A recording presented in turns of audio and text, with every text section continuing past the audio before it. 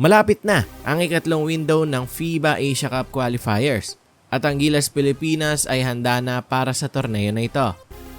Bagamat nagkaroon ng hamon sa mga nakaraang linggo ang Gilas, ang koponan ay tila mas malakas at buo pa rin naman sa pagkakataong ito, lalo na sa kanilang frontcourt. Magsisilbing pundasyon sa kanilang team ang malalakas na kombinasyon nila una si Junmar Fajardo at AJ Edu, isang dynamic duo sa 4 at 5 position na inaasahan ng mga fans. Isa sa mga pangunahing hamon ng Gilas sa nakaraang window ay ang matibay na depensa at lakas sa loob ng paint ng New Zealand, pati na rin yung kanilang outside shooting. Gayunpaman, sa ikatlong window, tiyak na magbabago ang approach ng New Zealand sa kanilang game plan. Sa mga nakaraang laban kasi, nalamangan ng Gilas sa mga inside plays, lalo na sa performance nila kay Soto at Junmar Fajardo, ang mga bigs ng New Zealand. Kaya naman tiyak na maghahanda ang New Zealand para sa isang mas matibay na inside defense. Ngunit, may isang bagong secret weapon na handa nang magbigay ng malaking tulong para sa national team. At siya nga ay itong si AJ Edu. Ang pagbabalik ni AJ Edu ay isang malaking plus para sa Gilas. Isa siyang solidong defensive threat na pwedeng maipagsabayan sa mga mas malalaking player ng New Zealand.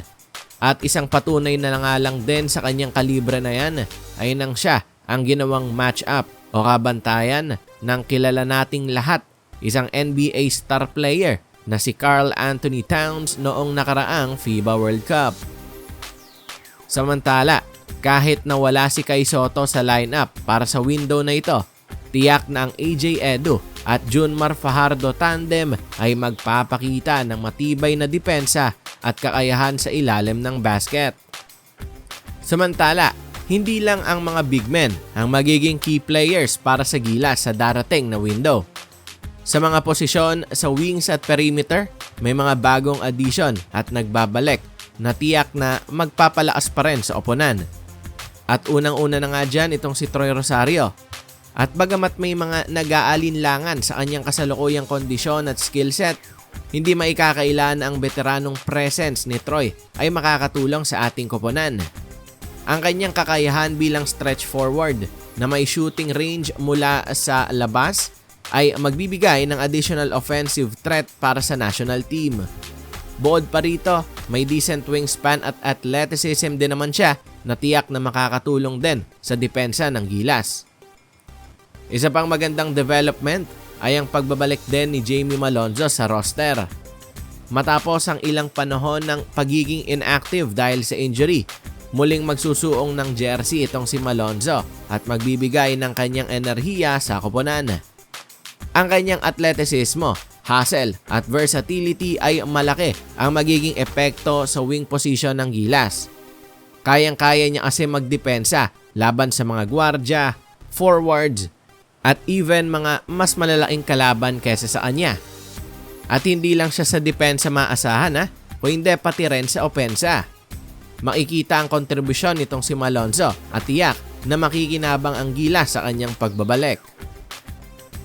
Sa kabilang banda, bagamat mawawala itong si Kai Soto sa third window, hindi ibig sabihin nun na magiging mahina ang Gilas Pilipinas. Na kung tutusin, ang team na ito ay nakahanap pa rin naman ng solusyon sa kanyang pagkakawala. Lalo na at may mga bagong karagdagan at pagbabalik na magbibigay lakas sa oponan. Isa pa, hindi rin naman mawawala ang core ng Gilas. Kaya naman hindi na kailangang magsimula mula sa simula.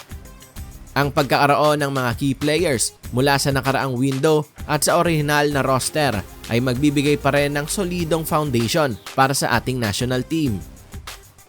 Mahalaga rin na tandaan na ang Gilas ay sasali sa isang pocket tournament sa Qatar bago magsimula ang third window. Layunin ng Gilas sa tournament na ito na mag-ensayo at magpalakas ng chemistry sa pagitan ng mga manlalaro. Ang pagkakaroon ng magandang chemistry sa team ay isang malaking factor para sa success ng isang team. Kaya tiyak na magiging malaking tulong ang pocket tournament na ito para sa kanilang mga upcoming games, lalo na sa third window. Sumatotal, malakas pa rin talaga ang Gilas Pilipinas sa darating na third window ng FIBA Asia Cup qualifiers. Bagamat may mga key players na nawala, lalo na itong ang si Kai Sotto, ang team ay hindi mawawala ng lakas dahil sa mga pagbabalik at bagong faces sa lineup. Ang kombinasyon ng bigs tulad nila AJ Edu at Junmar Fajardo, pati na rin ang mga wings tulad nila Troy Rosario at Jamie Malonzo, ay tiyak na magiging malaking tulong pa rin sa ating Gilas Pilipinas. At tiyak na ang chemistry ng koponan ay patuloy na mabubuo at mas lalakas pa sa mga darating na linggo. Sa kabila ng mga pagbabago at ilang pagkakawala sa lineup ng Gilas, may isang bagay na tiyak na makikita: ang walang tigil na dedikasyon ng bawat manlalaro.